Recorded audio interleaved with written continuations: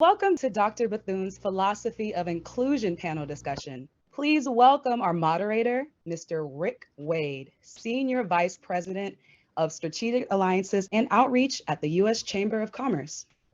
Thank you so much. It is wonderful to be here this afternoon in conversation on this very important topic. And so happy to join NCNW in this very important conversation. Listen, we've all witnessed the murder of George Floyd and the disproportionate impact of the pandemic on Black Americans and other communities of color. And the challenges are real, and the inequalities that exist in our country are real. And I do believe that for such a time as this, as this theme aptly applies, that we do have an opportunity to move from conversation to real action, from these moments that have defined us again in America to real movements. And this dialogue today, thinking about how we explore issues around inclusion and diversity and equity and accessibility are so critical to building a better America. This is not just about a moral imperative, which we understand that that's what equality is about. But the other reality is that there's a business and economic case. What we do know in our work at the U.S. Chamber of Commerce, the largest business organization in the world, is that companies that are more diverse, inclusive, and equitable are simply more successful. They're more profitable. Our partnership with the W.K. Kellogg Foundation around is groundbreaking work, the business case for racial equity. It very simply says that if we address the systemic inequalities in America, whether it's in education and housing and criminal justice and so many other areas, that our GDP grows by some $8 trillion. So it's a moral case that we build a more equal and equitable society, but there's also the economic value proposition. So we're going to take a deep dive into what diversity means, why it matters, what should we be doing, what are we not doing right, as we think about creating a more equitable equality society across America. And we're going to kick this off with remarks from an amazing leader who has been at the forefront of business for years, John Rogers, founder, chairman, co-chief executive officer, chief investment officer of Ariel Investments, headquartered in Chicago. The firm offers just amazing value proposition, everything from mutual funds for individual investors and defined contribution plans, et cetera. But John has been a leader at the forefront of fighting for not just Black business, but true investment, not philanthropy, but investment in Black America and in America in general. So let's welcome John Rogers. Well, my great-grandfather owned the Stratford Hotel in Tulsa, Oklahoma, that was burned down, and now the famous race riots of almost 100 years ago. And I think I took a couple of things away. One is that hotel was worth over $2 million 100 years ago. And the lack of opportunity for us to be able to pass wealth along from generation to generation to generation help explain why this wealth gap in this country just gets larger and larger between African Americans and white Americans. Our family would be truly really wealthy if we still had that asset in Tulsa that my great-grandfather built over 100 years ago. The second thing I learned about as I've studied my great-grandfather's life was he was someone who fought for civil rights and fairness in Tulsa. He was a real true outspoken leader. He did not believe that he was just going to kowtow to the whites in Tulsa at that time. And so after the riots, he had to escape Tulsa because there was a warrant out for his arrest.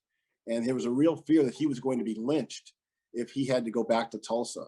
So I think that the values in our family, from my great-grandfather to my grandfather to my mom, and then my dad, I've been fortunate to be surrounded by people who are willing to speak up, and fight for economic and social justice. If we want diversity and inclusion efforts to be sustainable, I think we have to go to the playbook of another generation. As we all know, in Chicago, we were blessed with a great mayor, Harold Washington. In Atlanta, we had Maynard Jackson, who's my personal hero. They understood that we needed economic justice as well as social justice. That if we didn't have strong Black businesses and strong Black business leaders, we would not be able to really have a culture and a society that was fully inclusive, where we would have a chance to create wealth, create jobs and opportunity for our community. And of course, we had leaders like Reverend Jackson, who understood that you had to give equal opportunities for African Americans to be able to do business with corporate America, to be hired by corporate America. And the way to sustain things is if you had a stronger Black business community that was providing jobs, providing philanthropy, providing political opportunities for our people, we would be able to create permanent change in our society and truly create wealth and jobs for African Americans throughout the United States. I think more and more companies are focused on diversity and inclusion because of the tragic death of George Floyd. It really impacted people, for people to see it viscerally, to see his murder on national television, international television, all over the world. And I think it had a profound impact in corporate boardrooms. We are getting calls from CEOs and heads of companies who really want to talk about this issue and seem to be really serious about it for the first time. Well, I think it's critically important for African Americans to be included on corporate boards. We make a difference. We bring diverse perspectives. We bring diverse opinions. We lead and make the organization stronger when we're on the board. Secondly, we're going to understand the diverse customers, and that's going to help that company be able to reach the diverse customers as our society and our country gets more diverse in this century. And also, when we have diverse directors, we help recruit diverse talent to the company. We can be Pied Pipers out there, showing the world that this is an institution that truly cares about Black people. So having us on the board can make all the difference. But really, it's very, very important that all of us make a difference around, when we're in the boardrooms, having the courage to speak up and live the values of the late John Lewis, where he said, if you saw something that was not fair and not right, that you had a responsibility to speak up and fight for fairness, make good trouble.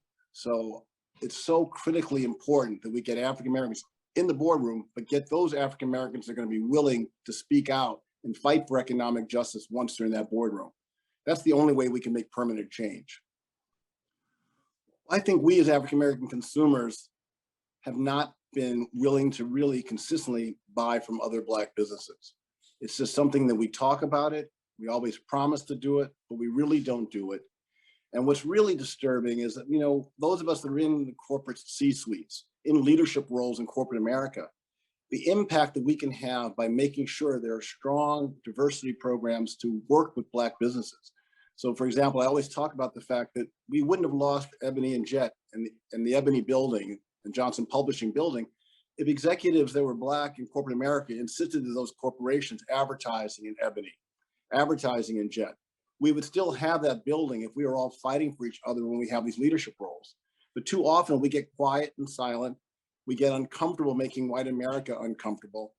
And then we lose the opportunity to build up our businesses together. So we have a responsibility, I think, to make sure that the institutions that we touch work with Black businesses. And if you're working with a white institution, make sure that white institutions have Black partners and executives on the relationship wherever you happen to have a leadership role.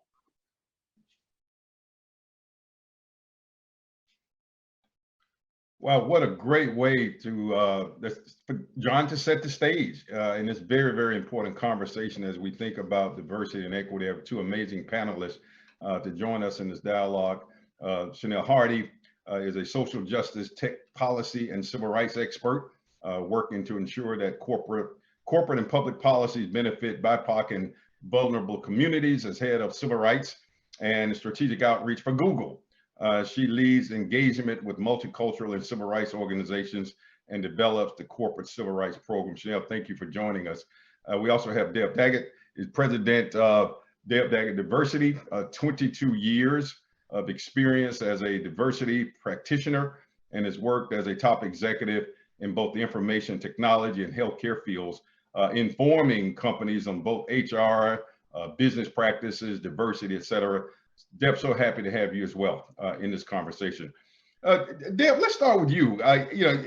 We hear what John talked about, diversity on corporate boards, but also including in creating an inclusive culture, because it's one thing to have a board member who's diverse, but an environment where a board member feels welcome, their ideas in an inclusive environment. I mean, why does this idea of, quite frankly, that NCNW is advancing inclusion, diversity, equity, and accessibility, why does it matter? And what's your take on how we're doing in our country with regards to these principles in the private sector and companies? Well, thank you for the question, Mr. Wade. And I had the opportunity to work with Ken Frazier, one of the first CEOs who's African American of a major pharmaceutical company. And while I was there with Mr. Frazier, Dr. Cole was on our board of directors. And together, as the first chief diversity officer for Merck, we spent a lot of time thinking about the question that you just asked. And there are a number of reasons why diversity, equity, inclusion, and accessibility are so important for organizations. Yes, of course, they're the right thing to do from a value standpoint and consistent with the espoused values of Merck at the time. Everyone knew whether you had interviewed for a job, been hired, or were there for 40 years, the mantra, focus on the people and the profits will follow. And that guided all of our decisions. And so that meant that we needed to be thinking about not only how we treated candidates and our people, but also how we treated the individuals, the patients who needed our products. And we worked on things like access to clinical trials and equal access to affordable care and so many other important initiatives. And no matter what business you're in, if you want to have a brand that others respect, if you want to be able to meet the needs of customers, whether those are patients or people who are buying your products in a retail setting, or even if you are a B2B, it's extremely important to drive inclusion, which we defined as providing a sense of belonging to all members of the organization so that they feel welcomed, respected, and valued, and can contribute to the highest level of their individual and team capabilities. And so that was something that we work towards every day. And now as a consultant, I work with about 50 large firms, and those same types of principles is what we're working toward to drive innovation, market share, and to be aligned with our values. Really, really interesting. Thank you so much for that perspective. Chanelle, you know, the reality is that we didn't get here overnight to these, when we think about inequalities and quite frankly, lack of diversity in corporate America. And it's not just private sector challenges, but there were policies that have been unequal, if you will, in our history. But how do you think about elements of inclusion and diversity and equity and accessibility from where you sit at Google and even in your previous experience, which has been very rich? So you see this from a different perspective. What are your thoughts on solid elements of idea? Yes, and Wade, Rick Wade, it's great to be with you, and Deb as well. And you know, we have a mutual friend in common. One of my former bosses, Mark Morial, President and CEO of the leadership of the National Urban League, and certainly a lot of the issues that John Rogers was discussing in terms of the economic wealth gap and what it would take for us to get to a place where we can truly live in equity really struck home with me. At Google, we obviously have a mission to organize the world's information and make it useful. So whether you're talking about actual product and because we're global in our mission and goals, diversity is an imperative, or thinking about this moment that you alluded to in your opening comments in the aftermath of the tragic murder of George Floyd and the real wake-up call that it provided for corporate America. You know, the elements of idea, I think, really include thinking about both internally what we're doing with our practices, and some of those things were things that Deb and John referred to, whether we're thinking about what our workforce looks like, and we also use that language of belonging that Deb referred to, or you're talking about, as John spoke about, our supplier diversity and how we're spending our corporate dollars, and how we think about inclusion in our products, but also who we are externally. And I think that's where certainly we've seen a lot of energy over the past year when we're talking about what corporate responsibility looks like with our philanthropic giving and our community investments, and how we even think about our site and office presence, and how we integrate effectively with the community. So it's a little bit of what we're doing both internally and what we're doing externally. And as you said, it's grounded in law and policy. So, you know, some of these things we like to talk about in the Civil and Human Rights program at Google are very much about values and very much about business imperatives. They're also about international business human rights norms and standards that we have committed to and that are applied practically in the United States as our U.S. civil rights laws. Yeah, let me ask you this, and Deb, I want to come back to you 1 second. You know, the reality is, and John, we all, again, we say that George Floyd's murder obviously was a pivotal point, tragically, in America's history. And, you know, we saw companies stepping up and making statements and making pledges and kind of elevating and amplifying what they're doing to support Black communities and Black people, particularly around social justice. I mean, how do you think these commitments are working? Are they paying off? There's some people who are questioning whether they were really sincere investments and not just philanthropic. And I think John is spot on, and that's why I love the name of his firm. It's about investment too. But I'm just curious about how you think about if there was a measure of how we're doing as a result of this tragic consequence, the death of George Floyd, how business is doing. Well, it's a little early to tell. I do hope, pray, and work hard to make this a continuous movement, not a moment, because that is a real concern. I am encouraged by seeing things like 1,000,000 in 10, which is 1,000,000 hires in 10 years that so many companies have signed on to. And the reason I'm encouraged is because I saw similar commitments made with regards to veterans that really took hold and resulted in significant improvements. We still have issues to solve, but so many significant improvements in transitioning our servicemen and women from the military into corporate roles.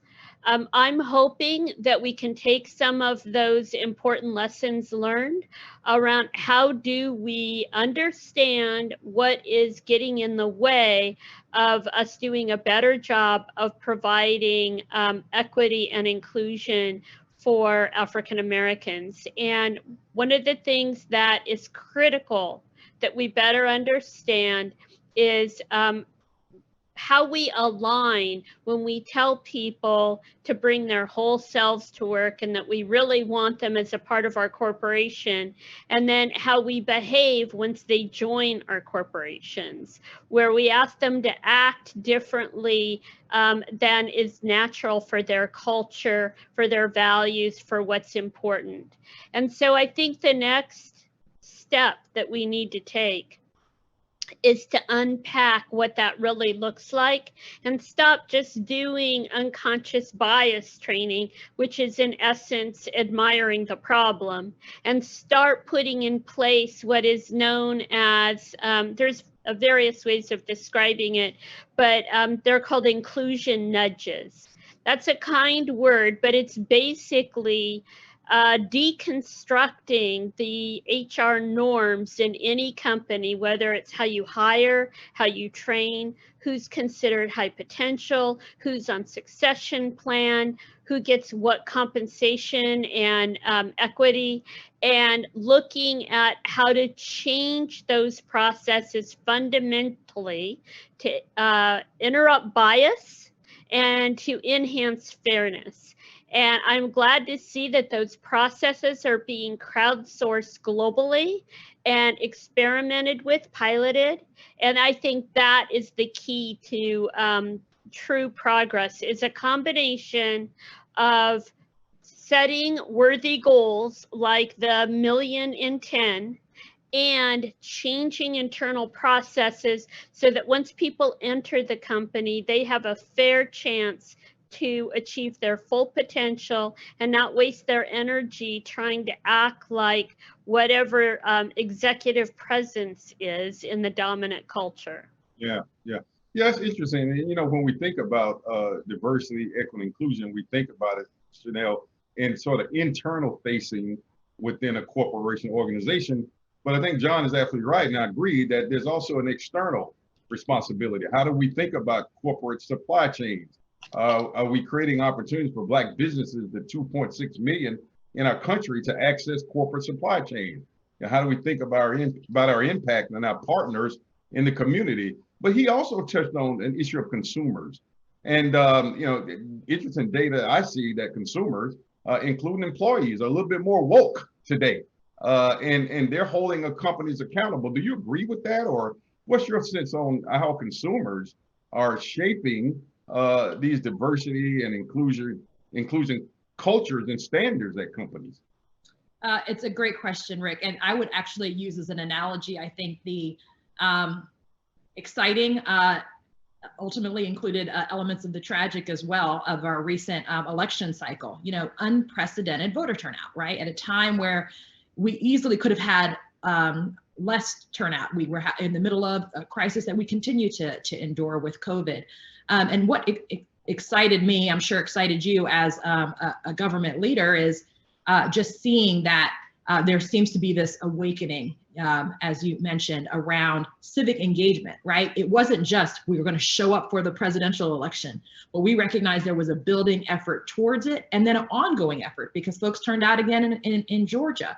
And I would analogize that to what I think we're really experiencing as consumers and corporations in the aftermath of that kind of high point of the energy around the Black Lives Matter demonstrations in the aftermath of George Floyd's murder. Certainly, it was clear. There was a clear signal that sent as consumers to corporations that there was an expectation. And what we saw at Google was not only that external pressure, but the individuals within the company, our employees, had expectations. And the synergy of that for us ended up creating a set of commitments, as you were just talking about, racial justice commitments that are public. And of course, we love a public commitment because that provides consumers an opportunity to then hold us accountable. And so, some of the commitments that we made that I was particularly excited about get directly to what you were speaking about in terms of supply chain. This was our first public commitment to make a $1 billion diverse supplier spend. That's incredibly important and necessary. And I look forward to consumers asking for our results over time. But I do know that as a company, when you make a commitment and you set standards, as Deb was talking about, those ambitious goals, then you have to go back and figure out how you get it done. So that's just one of the things that we've committed to. But I definitely see those connections with hearing from our consumers on one side, but then also that internal energy. Yeah, that's really exciting because it's very important in leading my work at the Chamber around equality of opportunity agenda is that we need companies to step up, and we also need to be able to share best practices. It does matter when Google's and other companies step up and to be vanguards in addressing diversity and equality, because others will follow. So thank you for sharing that. One of the things that, as we think about IDEA, again, inclusion, diversity, equity, and accessibility, we oftentimes think of it in terms of racial and gender diversity, and probably doing fairly well in some metrics around gender diversity, perhaps more so than racial diversity. But do we talk enough about accessibility in terms of this diversity conversation? And what are you seeing out there, perhaps, with some best practices for those who are disabled?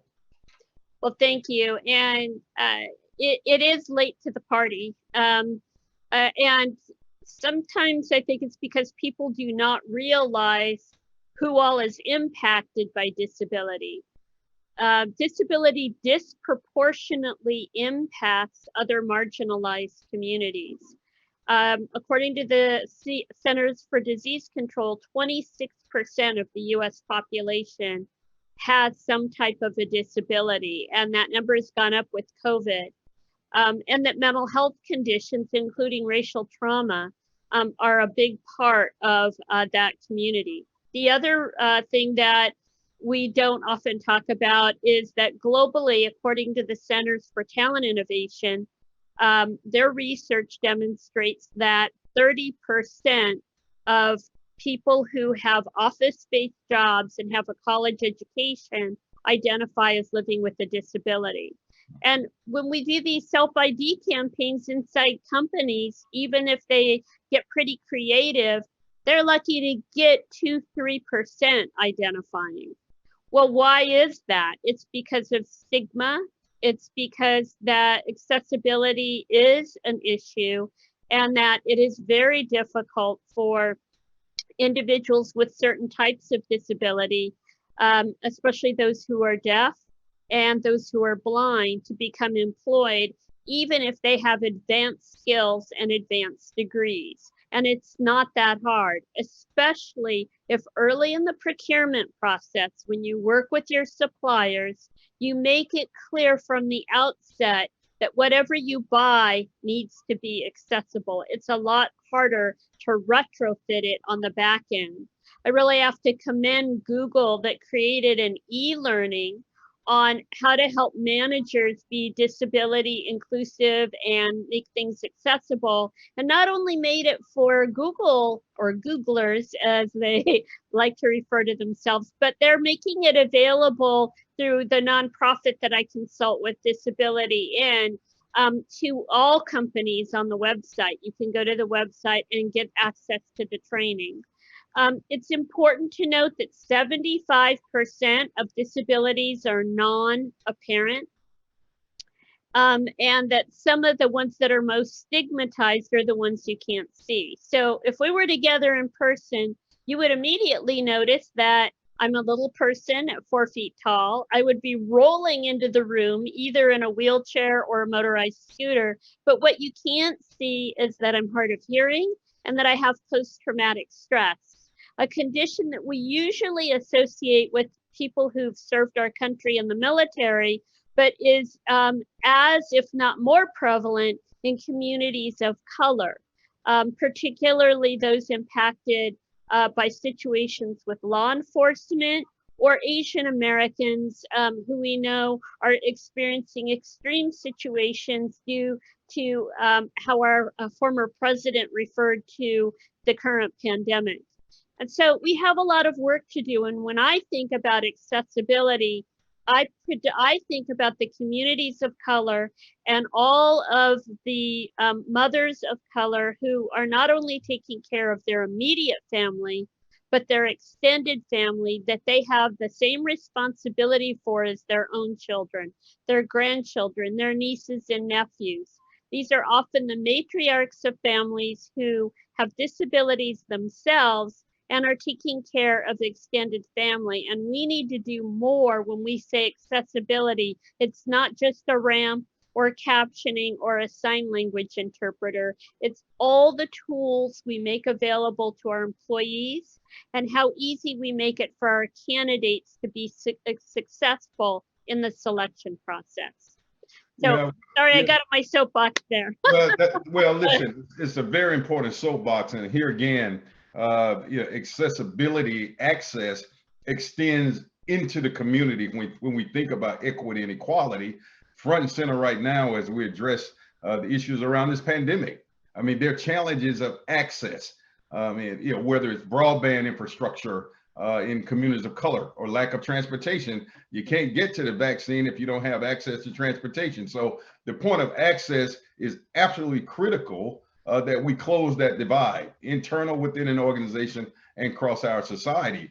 Chanelle, we often talk about the key players in diversity within organizations, leaders, the CEOs, the boards, as John Rogers talked about earlier, mid-level managers, chief diversity officers, which I'm seeing a rise in positions of chief diversity officers at companies. Are those the right players? How do they work together? And one of the things I want you to touch on, which I actually talk about a lot, is this interesting partnership between Google and Howard University and historically Black colleges, because there's no way and no reason that any company should be saying we can't find Black talent. And so if you can't find it, you look at partnerships like Google and Howard, you're certainly creating it by taking Howard to Google as opposed to expecting Google to go to Howard. So I'm just curious about, yeah, are those the right partners? And just talk a second or two, if you would, about that fascinating partnership as it creates a pipeline of talent. Sure, and I'll say yes, and I mean, absolutely, it's important to have empowered chief diversity officers that have the right authority and resources to have impact within the company and to provide that expertise, because I do think that sometimes we make the discipline of this diversity and inclusion something that is so vague and touchy-feely that it's not recognized as an important professional skill set. And it's really necessary to learn from those with the expertise to really shorten those learning curves, because there is a matter of urgency around this. How many civil rights leaders have talked about the time being now? And so I think chief diversity officers are extremely important. CEOs and the top leadership and the board of the company are absolutely critical, because that's who sets the direction of the company and who indicates what the priorities are and whether they are nice to haves or requirements. And again, despite the fact that Google has had a longstanding commitment to increasing diversity and inclusion, it has publicly reported on our workforce diversity data for many years now. There is certainly an infusion of energy that came when our CEO Sundar decided to make racial equity commitments specifically to address some of the things that we were seeing in our country play out last year. It just provides the type of energy that any type of CEO engagement and commitment provides. And then it empowers all of us all down the line who are ready to make a commitment. And one thing I'll say before I get to the Howard piece is just, as we know, the importance of senior leadership, because we know how often people who are from diverse backgrounds hire people from diverse backgrounds and naturally contribute to that, creating that space of belonging that Deb referred to and that we are striving to live by. And so we made a commitment to increase underrepresented individuals in senior leadership by 30% by 2025. And again, that's heartening, because that's going to empower those individuals to have that effect of bringing in and retaining, promoting that talent, that diverse talent. You asked about Howard, which of course is close to my heart as a graduate of Howard School of Law. We started a program a number of years ago. We actually began with a residence program where we would place Google engineers embed them within classrooms at Howard and other HBCUs to really say, hey, let's work with you on your computer science curriculum so that the coursework is tailored. And we know we have a rich tradition in the Black community and in our HBCUs of really ensuring that education is fit for employability through partnerships with companies. So that was one piece. But what you're referring to, we call now Tech Exchange, where we invite students from Howard and a number of other HBCUs and Hispanic serving institutions as well to come out to campus and have their own space where they can be offered coursework and access to the kind of Silicon Valley, Bay Area engineering experience in hopes that we really can break down some of that East Coast, West Coast programming and credentialing and networking, because we all know it's about the network, and we're great at the network here. We want to make sure that network is accessible to these young leaders. Well, it's exciting. It's absolutely exciting, and a model I believe that other companies should engage. There one last question. I think there are questions. Kayla is going to moderate or facilitate some questions from this panel. But Chanelle mentioned something that's really, really interesting, and that is that they have real metrics around diversity, their expectations in months and years to come. And it's been said that what measure gets done. I mean, do you believe that needs to happen in order for us to really see results, that companies should be thinking about real measures? How important is that? It not only needs to happen, those key performance indicators, but they need to be tied to compensation. And when you bring in a diverse executive, there needs to be a conversation from the get-go that we're not only going to make sure we surround you with the resources and the networks you need to be successful, but we want you to help us find more talent. In the companies that I worked for in Silicon Valley, that was a strategy that worked very well for us, is to explicitly say from the time we started the interview process how important it is to us for you to not only be a great leader who goes far, but who helps us to tap in to your networks and help us notice and change what needs to happen in our culture to be more inclusive for people from diverse backgrounds. And that, I think, is really critical. And the other thing I just want to very briefly build on that Chanelle said is that I tell folks that are considering joining a company as a diversity leader, you need to check two things before you even think about it. Is the CEO really committed? And is the chief HR officer really committed? If the answer is no to either of those, run. Don't walk, run, because you're not going to get anywhere and they're going to make it your fault. So you need to have a heart-to-heart and make sure this is real in both words and deed in their history, and that they are going to support this work, because the HR function and the leadership team need to work closely with the diversity leader to establish those KPIs and hold people's feet to the fire. Yeah, and Chanelle made a good point that those diversity officers need to be empowered and have the authority. And I think that's extremely important. I think, Kelly, there may be some questions. If not, we certainly will keep going. But I want to pause for a moment to see if there's any questions in the queue. Right now, there are not, so you could keep going. Well, listen, I'll talk about this all day. We have a wonderful dialogue going on here, but there's another area I'd like to touch on and get your thoughts on, Chanelle. The way we're looking at this sort of equality of opportunity agenda at the chamber, which we're leading and convening and ringing the bell for private sector strategies, but it's also about advancing public policy solutions. And so, the role of government, not just at the federal level, but state and local. I'd just be curious about your experience and the work you do around not just civil rights at Google, but in the past. What is the role of government in advancing diversity, equity, inclusion in government, but also shaping policies that drive equality in America? Yeah, it's kind of like, where do you want to just pick a place and start? One thing that I always think, we all love the concept of low-hanging fruit. And as we think about, if I go back to my National Urban League days when we were working with the administration on the rollout of the Affordable Care Act, and really thinking about the type of spending that was going to be needed in order to ensure that everyone was able to sign up. And just thinking about that and conversation with my team, that was an important opportunity for the government to exercise supplier diversity in order to achieve their objective.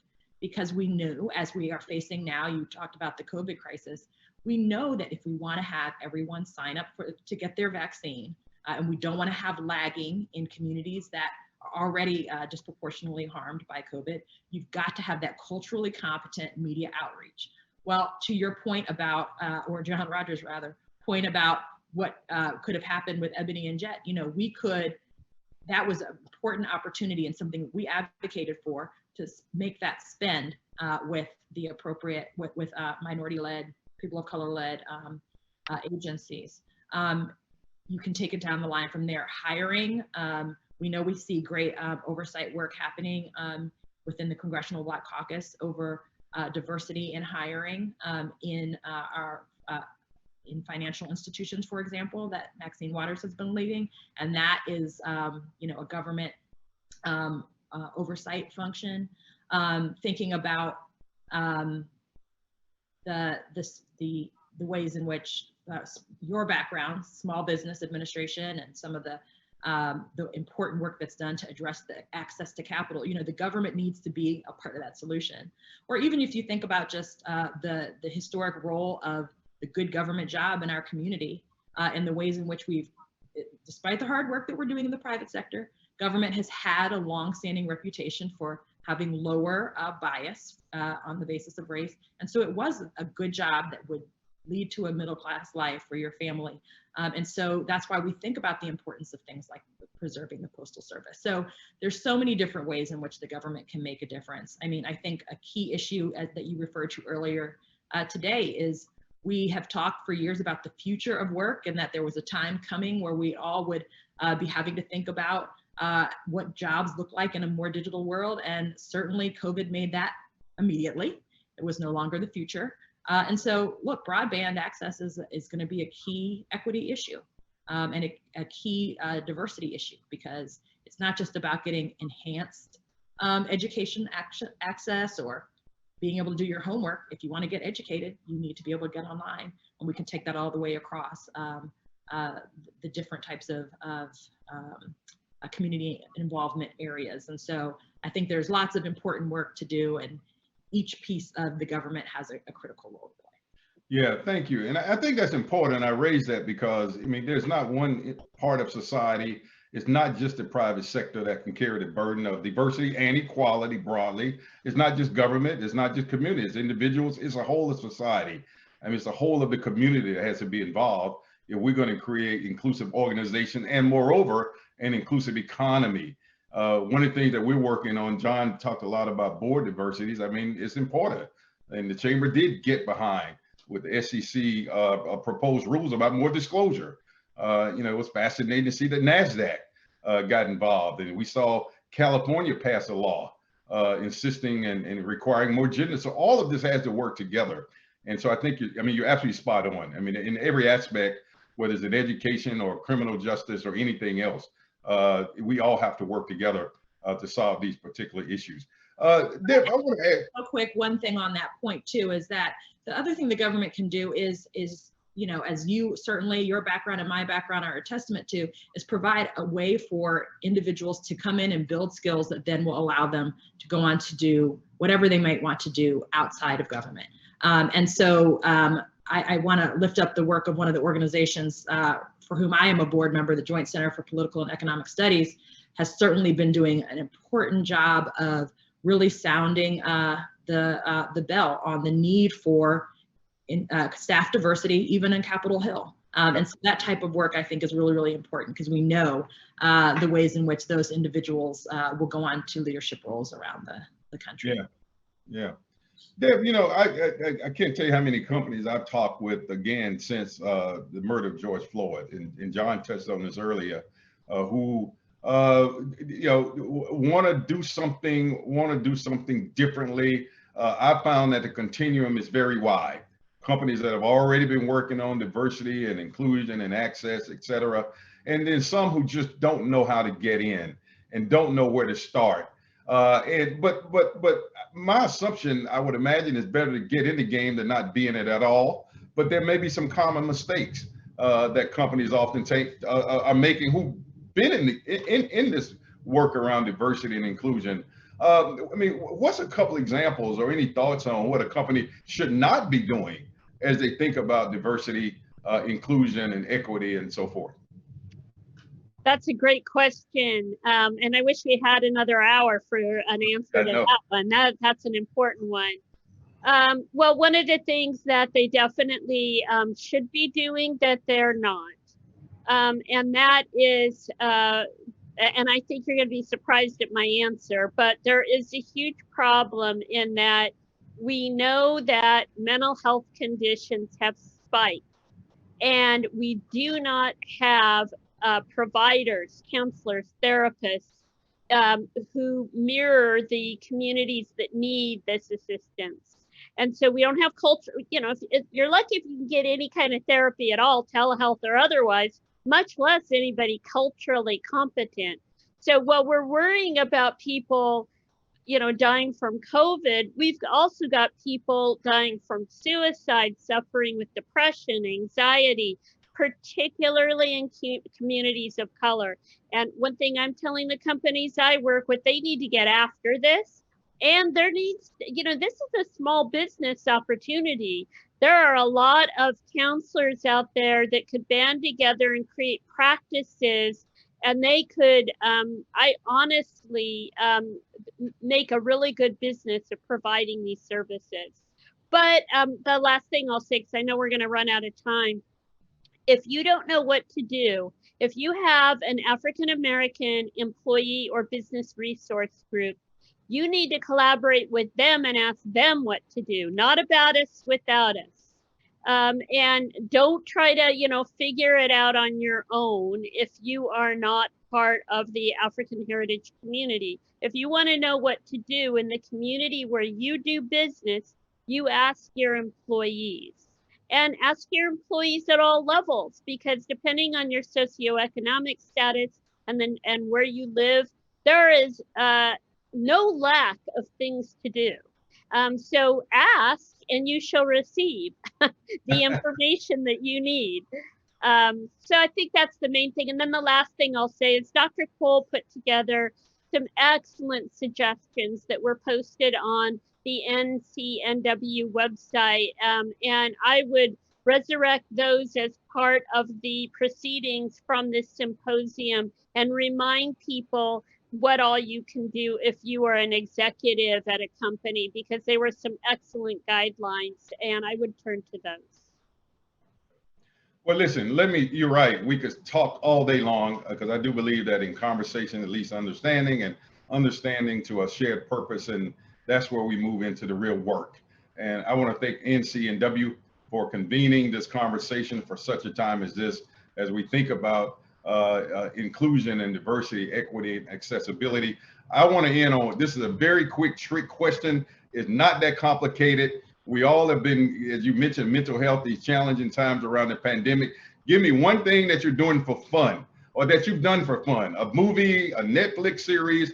I'll start. I just reread an old public school classic called The Kill a Mockingbird, and I had great fun in doing that. All right, 2 seconds, Chanelle, something fun that you're doing. I got my first dog. I have an adorable Cavapoo puppy who is running my life, and he is tons of fun. Wonderful. Good. Dale. Well, I have a guilty pleasure. I'm watching Scandal. I never saw it the first time around, and I'm really enjoying it. And now I feel like I could wear a white hat and imagine myself a gladiator. For those who haven't seen it, watch it. You'll know what I mean. Wonderful. Listen, thanks to both of you. That's right. Stay positive and test negative. Have a good day. Bye. I love that. Thank you.